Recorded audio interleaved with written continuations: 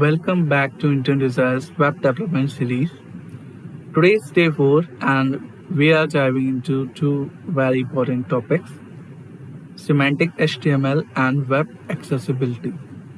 So let's explore how to make our websites more meaningful and user friendly. So firstly we will discuss what is semantic HTML. Semantic HTML means writing code using tags that describe their meaning. Code को इस तरीके से लिखना कि उसके जो tags हैं उन टैग्स का एक प्रॉपर मीनिंग होना चाहिए, वो टैग्स डिफाइन करना चाहिए कि ये कोड किस बारे में. That is semantic.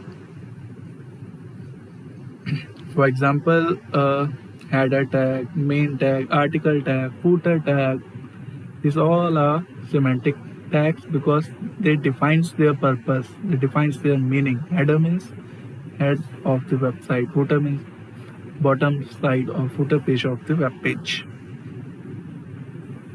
So it defines their meaning. What is the use case of semantic HTML? So use case is it helps search engines, screen readers and developers, and also helps in descriptive code.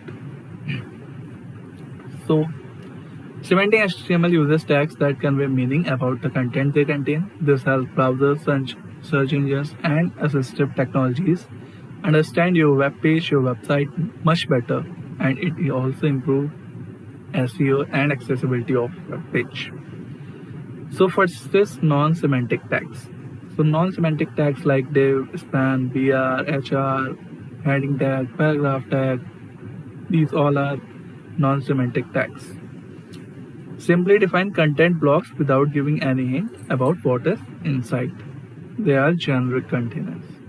Whereas semantic tags clearly describes what's the content about. This makes the code more readable and robust. Like header tag, nav tag, article tag. Nav describes that there's a nav bar, navigation menu. So this is what it is.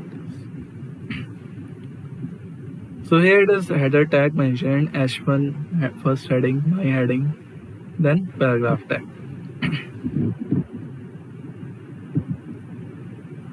So common semantic tags.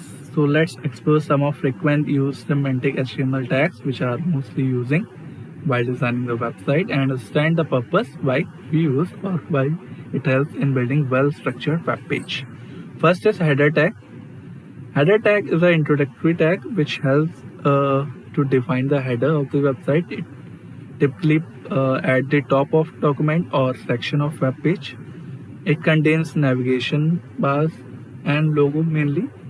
Nav tag is basically contains navigation links which helps in moving different pages or different parts of a website or different section as well.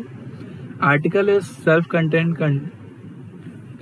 It defines that there is any blog or article or any forum comment that can be distributed independently. Section tag is a standalone section. It defines that it's a particular standalone section, independent section, which owns its own heading and grouping related content. A similar type of content is stored. We define different types of sections there. A site. Content less relevant to the main content like sidebar, call out, or pull quote can be under a site tag. Footer is can be we say that it can be concluding content. Concluding content for its nearest sectioning content or the root of the document as well. Footer mainly contains copyright and contact info and small about of the web page. And even it sometimes also contains quick links as well. These all about footer.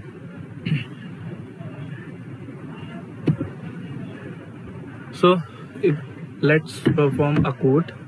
There's an example of semantic page structure and I have shown here through diagram as well. You can see upper section nav bar, then section, then article, and then section, article, footer. So this is about how section defines.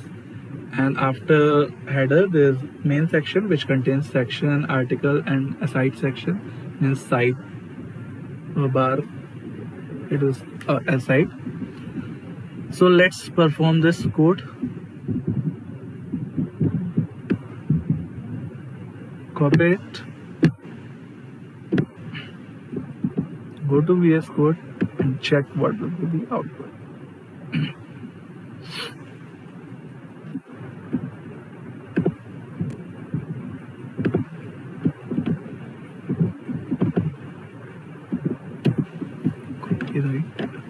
Here copyright.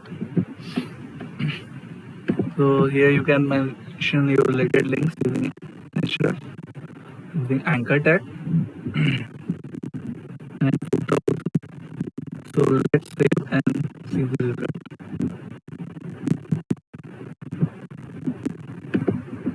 So now here you can see site title, about us, blog post, related links, and copyright 2025. Where site title is in header tag, and then nav. Here this is nav. Here we can create navigation links. About us, then section. It is about section. This is blog section, and this is related link section. This last, it is footer. So this is the use of semantic links, semantic page structure. So let's move towards accessibility. What is web accessibility? Accessibility ensures that your website works for everyone, including people with disabilities. Yes, web accessibility meaning designing and developing websites so that people with disabilities can perceive, understand, navigate, and interact with your web page. They must understand what the web page about, what's the website contain. So first is we need to know how visually impaired candidates can read.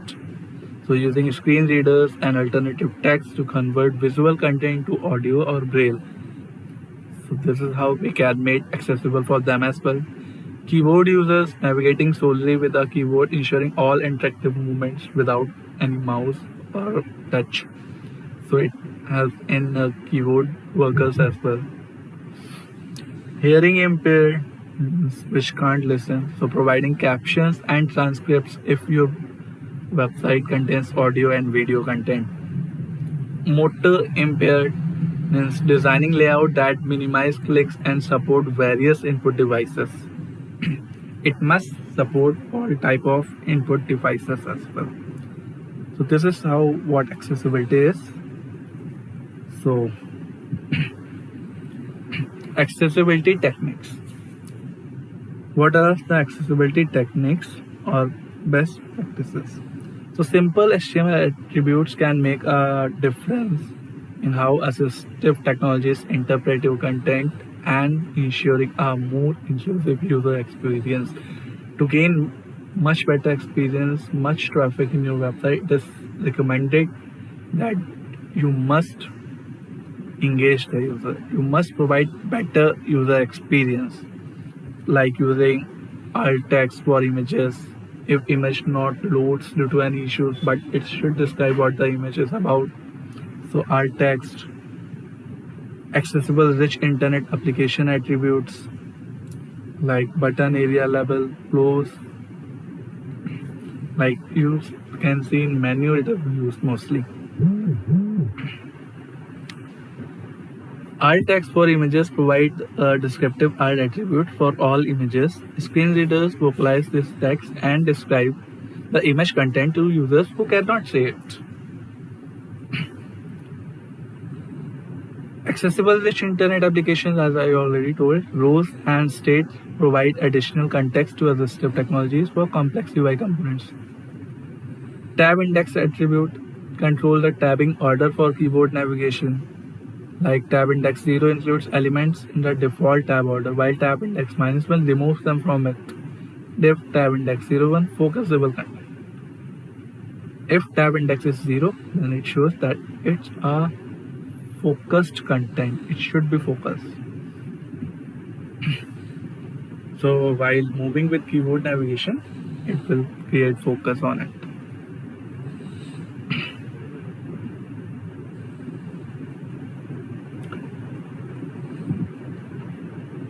Best practices.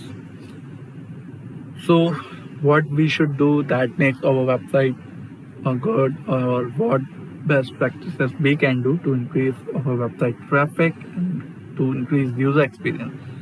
So here are a few points which I mentioned here. Incorporating these practices into development workflow from the starting, we can make it more robust, user-friendly, and accessible website. First is use semantic tags properly. Always use semantic tags when possible. Always choose the most descriptive HTML tag for your content. Think about the meaning, not just the appearance. Firstly, think what's the meaning of that content. What's the meaning of your web page? Then design. Label images and forms. Provide descriptive alt text for all images and use label tags for inputs in forms. Mostly we see that input tags mentioned, but label is specific because without input can't take user input, so it is compulsory. But sometimes what happens, we don't use label tags. So it what does it decreases SEO readability, especially readability. It decreases visibility. So it is must to use label tags properly, alt tags for images, so that images can be easily readable. About meta SEO of website. Avoid color only indicators. Never rely solely on color to convey information. Add text labels, icons, patterns for users with color blindness or low vision.